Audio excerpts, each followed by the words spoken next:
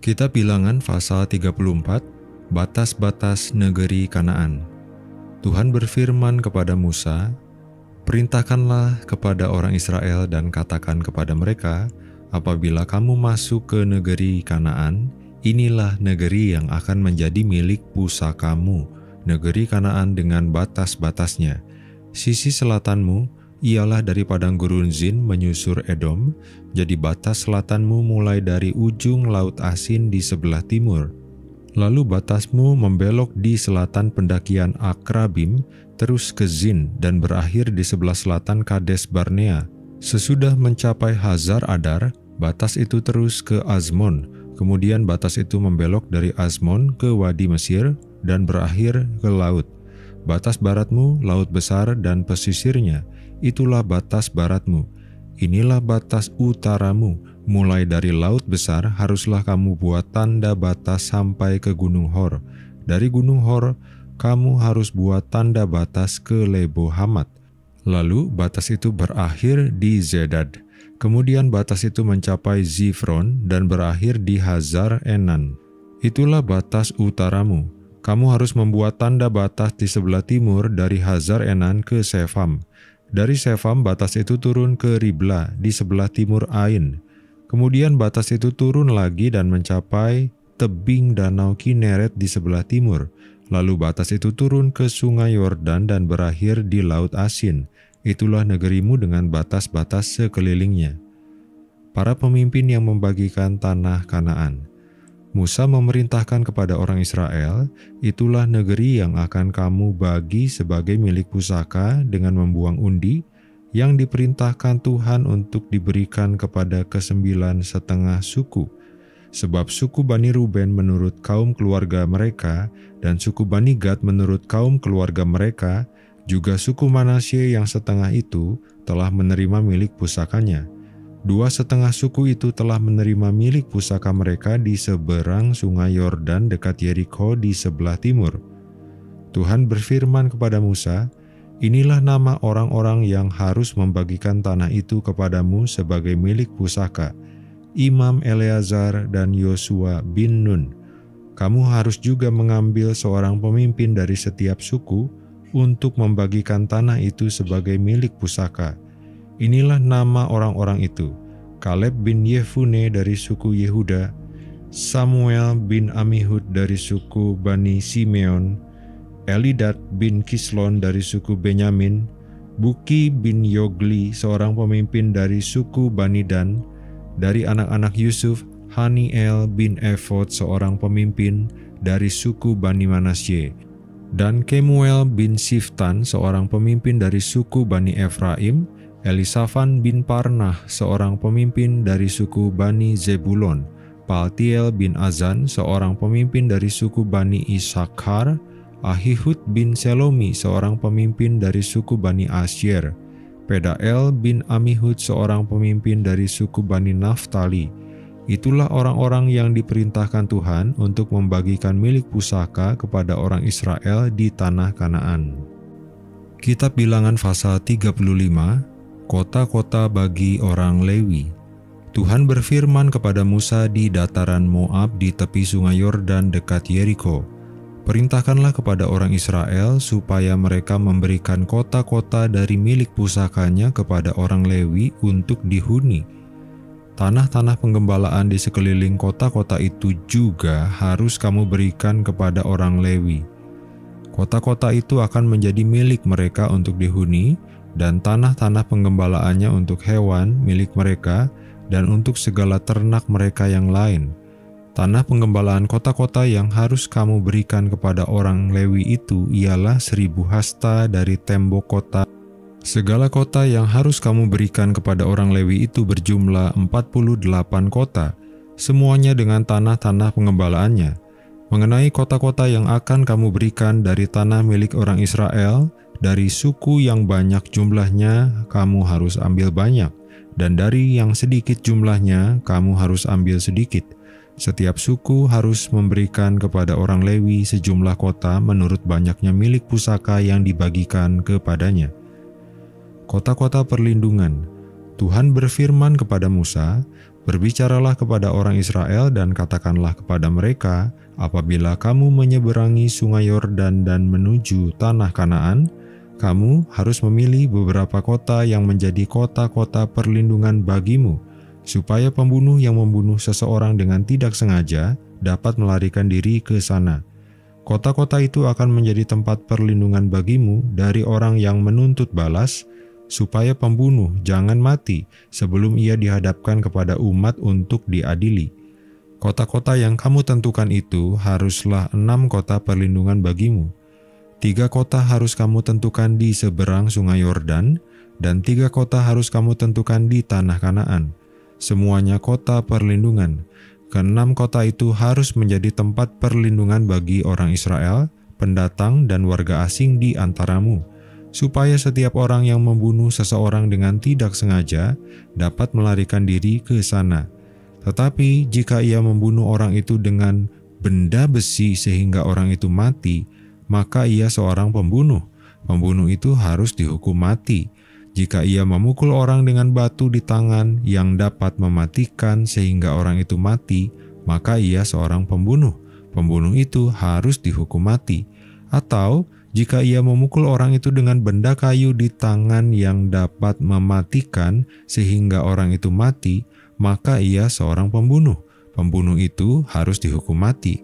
Penuntut utang darahlah yang harus membunuh pembunuh itu. Ia harus membunuhnya pada waktu bertemu dengan dia. Juga jika ia mendorong orang itu karena benci atau melempari dia dengan sengaja sehingga orang itu mati, atau jika ia memukul dia dengan tangannya karena rasa permusuhan sehingga orang itu mati, maka haruslah pemukul itu dihukum mati. Ia seorang pembunuh. Penuntut utang darah harus membunuh pembunuh itu pada waktu bertemu dengan dia.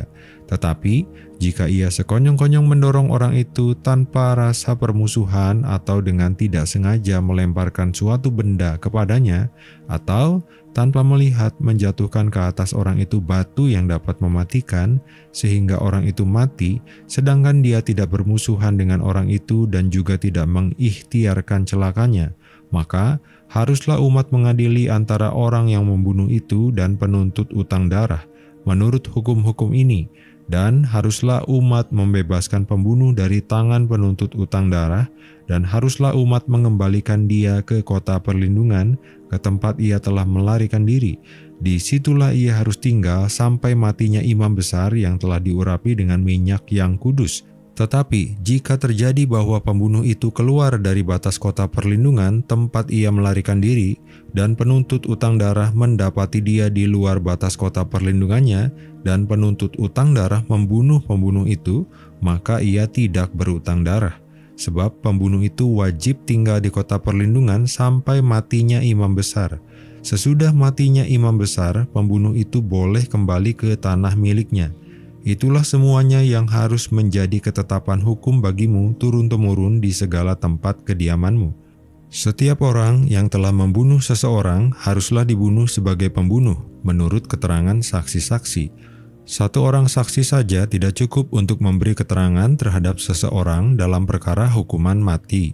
Janganlah kamu menerima uang tebusan karena nyawa seorang pembunuh yang kesalahannya setimpal dengan hukuman mati. Ia harus dihukum mati. Juga janganlah kamu menerima uang tebusan karena seseorang yang telah melarikan diri ke kota perlindungannya supaya ia boleh kembali untuk tinggal di tanahnya sebelum matinya imam besar. Janganlah kamu mencemarkan negeri tempat tinggalmu, sebab darah itulah yang mencemarkan negeri itu. Bagi negeri itu tidak dapat diadakan pendamaian oleh karena darah yang tertumpah di sana, kecuali dengan darah orang yang telah menumpahkannya. Jadi, janganlah menajiskan negeri tempat tinggalmu yang di tengah-tengahnya aku diam, sebab aku, Tuhan, diam di tengah-tengah orang Israel. Kitab Bilangan pasal 36, syarat perkawinan anak-anak perempuan yang mempunyai hak waris. Kepala-kepala kaum keluarga dari kaum Bani Gilead bin Makhir bin Manasye, salah satu dari kaum-kaum keturunan Yusuf, mendekat dan berbicara di depan Musa serta para pemimpin kepala-kepala suku orang Israel. Kata mereka, Tuhan telah memerintahkan tuanku untuk memberikan tanah itu kepada orang Israel sebagai milik pusaka dengan membuang undi. Dan oleh Tuhan telah diperintahkan kepada tuanku untuk memberikan milik pusaka Zelafehat saudara kami kepada anak-anaknya yang perempuan. Tetapi seandainya mereka kawin dengan salah seorang anak laki-laki dari suku lain di antara orang Israel, maka milik pusaka perempuan itu akan diambil dari milik pusaka bapa-bapa kami dan akan ditambahkan kepada milik pusaka suku yang akan dimasukinya. Jadi akan diambil dari milik pusaka yang diundikan kepada kami. Apabila tiba tahun Yobel bagi orang Israel, milik pusaka perempuan itu akan ditambahkan kepada milik pusaka suku yang akan dimasukinya dan akan diambil dari milik pusaka suku nenek moyang kami. Lalu Musa memerintahkan kepada orang Israel sesuai dengan titah Tuhan. Perkataan suku keturunan Yusuf itu benar. Inilah firman yang diperintahkan Tuhan mengenai anak-anak perempuan Zelafehat. Bunyinya, mereka boleh kawin dengan siapa saja yang menyukai mereka, asal mereka kawin di lingkungan salah satu dari kaum suku ayah mereka. Sebab milik pusaka orang Israel tidak boleh beralih dari suku ke suku. Tetapi orang Israel masing-masing harus memegang milik pusaka suku nenek moyangnya. Jadi, setiap anak perempuan di antara suku-suku orang Israel yang telah mewarisi milik pusaka haruslah kawin dengan seorang dari salah satu kaum yang termasuk suku ayahnya, supaya setiap orang Israel mewarisi milik pusaka nenek moyangnya, sebab milik pusaka itu tidak boleh beralih dari suku ke suku. Tetapi suku-suku orang Israel masing-masing harus memegang milik pusakanya sendiri. Seperti yang diperintahkan Tuhan kepada Musa, demikianlah diperbuat anak-anak perempuan Zelafehat, Mahla, Tirza, Hogla, Milka, dan Noa, anak-anak perempuan Zelafehat, kawin dengan anak-anak lelaki dari pihak saudara-saudara ayah mereka. Mereka kawin dengan laki-laki dari kaum-kaum Bani Manasye bin Yusuf, sehingga milik pusaka mereka tetap tinggal pada suku kaum ayahnya. Itulah perintah dan peraturan yang diperintahkan Tuhan kepada orang Israel dengan perantaraan Musa di dataran Moab di tepi sungai Yordan dekat Yeriko. Dalam Bilangan 34, Allah menetapkan batas-batas tanah perjanjian yang akan diduduki oleh bangsa Israel. Dia juga menunjuk para pemimpin dari setiap suku untuk membagi tanah tersebut. Ini menunjukkan bahwa Tuhan adalah Allah yang adil dan teratur, yang memberi bagian kepada setiap umatnya sesuai dengan rencananya. Tanah ini bukan sekedar tempat tinggal, tetapi merupakan warisan yang dijanjikan Allah kepada nenek moyang mereka. Bagi kita sebagai orang percaya, ini menggambarkan warisan rohani yang kita miliki dalam Kristus. Kita bukan hanya menerima berkat sementara di dunia ini, tetapi kita dijanjikan tanah perjanjian yang kekal, yaitu kehidupan bersama Allah di dalam kerajaannya. Bilangan 35 berbicara tentang kota-kota orang Lewi dan kota-kota perlindungan. Orang Lewi tidak diberi tanah warisan seperti suku lainnya, karena mereka dipanggil untuk melayani Tuhan secara penuh.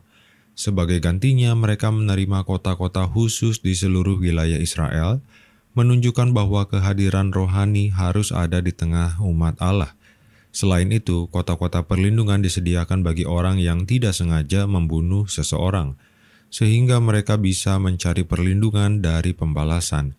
Ini adalah gambaran dari anugerah Allah dalam memberikan keselamatan. Dalam Perjanjian Baru, kita menemukan perlindungan sejati di dalam Kristus, yang menjadi tempat perlindungan kita dari hukum dosa dan murka Allah. Di Bilangan 36, kita kembali kepada kasus anak-anak perempuan Zelafehat yang meminta warisan tanah karena ayah mereka tidak memiliki anak laki-laki. Allah meneguhkan keadilannya dengan memberikan hak warisan kepada mereka, sambil tetap menjaga agar warisan setiap suku tetap terjaga. Ini mengajarkan bahwa Allah tidak melupakan siapapun di antara umatnya, dan setiap orang memiliki tempat dalam rencananya. Dalam Kristus, semua orang, laki-laki dan perempuan, dari segala latar belakang, memiliki warisan yang sama dalam kerajaan Allah. Dengan demikian, kita diingatkan bahwa Allah adalah setia dan adil, yang memberikan tempat bagi setiap umatnya di dalam janji keselamatan yang kekal.